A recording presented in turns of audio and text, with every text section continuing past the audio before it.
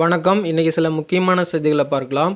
மாலத்தீவோட அதிபர் தொடர்ந்து பொய்யா பேசிட்டு இருக்கிறாரு. 1000 இந்திய வீரர்கள் மாலத்தீவில் இருக்கிறாங்க அப்படின்னு சொல்லி பொய் பேசிட்டு இருக்கிறாரு. அடுத்தது உக்ரைன் ரஷ்யா போரில் தொடர்ந்து இந்திய உயிர்கள் பறி போயிட்டே இருக்கு. இதனால் ரஷ்யா ஒரு முக்கியமான முடிவு எடுத்திருக்கிறாங்க.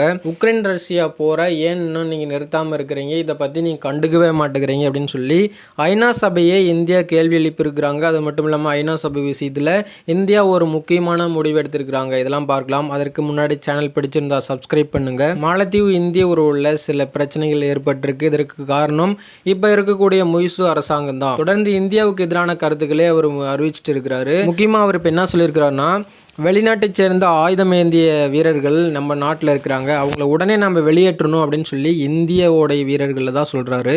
இவர் தொடர்ந்து இந்த மாதிரி பச்சையான பொய்யை பேசிட்டு வர்றாரு. இதற்கு அவருடைய சொந்த நாட்டிலேயே எதிர்ப்பு குரல் எழுந்திருக்கு. முக்கியமாக மாலத்தீவோட எதிர்கட்சி தலைவர் முதற்கொண்டு இவரை கடுமையான கண்டனங்கள்லாம் தெரிவிச்சிருக்கிறாங்க. ஒரு நாட்டோட அதிபர் பதவியேற்று 100 நாட்களுக்கு மேலாகுது. அந்நிய நாட்டு வீரர்கள் ஆயுதம் ஏந்தி இருக்கிறாங்களா, இல்லை வீரர்கள் எத்தனை பேர் இருக்கிறாங்க அப்படிங்கிறது கூட ஒரு அதிபருக்கு தெரியாத நிலைமையில இவர் இருக்கிறாரு. தொடர்ந்து இந்தியாவுக்கு எதிரான பச்சையான பொய்யே இவர் சொல்லிட்டு இருக்காரு. இதனால இந்தியாவுக்கும் மாலத்தீவுக்கும் இடையே உள்ள ஒரு உறவை இவர் கலைக்க முயற்சிக்கிறாரு. அது ஒருபோதும் முடியாது அப்படின்னு சொல்லியிருக்கிறாரு. எந்த ஒரு விஷயத்திலும் வெளிப்படையான தன்மை இருக்கணும்.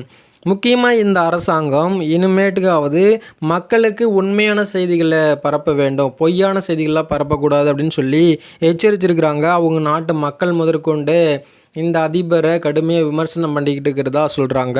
அடுத்தது உக்ரைன் ரஷ்யா போரில் ரஷ்ய இராணுவத்துக்கு ஆதரவாக இந்தியர்கள் பல பேர் அங்கே இராணுவத்தில் பணிபுரிவதா, அவர்கள் திரும்ப இந்தியாவுக்கு வருவதா அவங்க ஒரு செய்தி வெளியிட்டிருந்தாங்க. இது சம்பந்தமாக இந்தியாவும் ரஷ்யாவும் பேச்சுவார்த்தை நடத்தியிருந்தாங்க.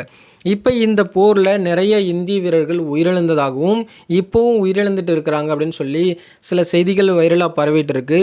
இது சம்பந்தமாக ரஷ்யா ஒரு முக்கியமான முடிவு எடுத்திருக்கிறாங்க. ரஷ்யா இந்தியா தொடர்ந்து பேச்சுவார்த்தை நடத்தி ரஷ்யா இந்திய வீரர்களை திரும்ப இந்தியாவுக்கு அனுப்புவதா தகவல் வெளியே இருக்கு. அது மட்டும் இல்லாமல் இந்தியா ஐநா சபைக்கு ஒரு கேள்வி எழுப்பியிருக்கிறாங்க. உக்ரைன் ரஷ்யா போர் நடந்து 2 வருடங்கள் ஆயிடுச்சு. எந்த ஒரு போர் நடந்தாலும் அதற்கு சுமூகமான நிலையில் தான் நம்ம தீர்வு காண வேண்டும் அப்படிங்கிறதுக்காக ஐநா சபையை உருவாக்கினோம். அதற்காக நிறைய நாடுகள் பல நிதியுதவிகளை அளிச்சுமே இந்த ஐநா சபை செயல்படாத நிலைமையில தான் இருக்குது. உக்ரைன் ரஷ்யா போரை நிறுத்தாமல் அவங்க ஏன் செயலற்ற நிலைமையில் இருக்கிறாங்க, இது ரொம்ப கண்டனத்துக்குரியது அப்படின்னு சொல்லி இந்தியா ஐநா சபையை கேள்வி எழுப்பியிருக்கிறாங்க.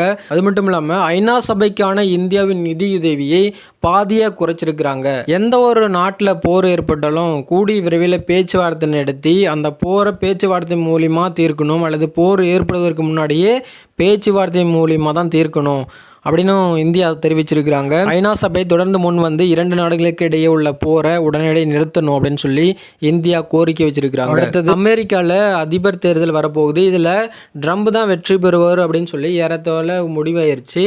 இது சம்பந்தமாக உக்ரைன் அதிபர் சில கருத்துக்களை வெளியிட்டிருக்கிறாரு. ட்ரம்போட செயல் எங்களால் புரிந்து கொள்ள முடியவில்லை, அவர் தொடர்ந்து புதின் பக்கமாக நின்று பேசுகிறாரு அப்படின்னு சொல்லி விமர்சனம் பண்ணியிருக்கிறாரு. அது மட்டும் இல்லாமல் ரஷ்யாவை ஆதரிக்க ட்ரம்ப் முடிவெடுத்தால் அவர் உக்ரைனுக்கு மட்டுமல்ல அமெரிக்காவர்களுக்கு எதிரானவராக கருதப்படுவார். ட்ரம்ப் புதின் பக்கம் நிற்பதை என்னால் புரிந்து கொள்ள முடியல அப்படின்னு சொல்லியிருக்கிறாரு. மேலும் அமெரிக்க இராணுவம் ரஷ்ய இராணுவத்துடன் போர் புரிஞ்சதே இல்லை, அதனால அவங்களது உண்மையான நோக்கங்கள் அமெரிக்கர்களுக்கு புரியாது.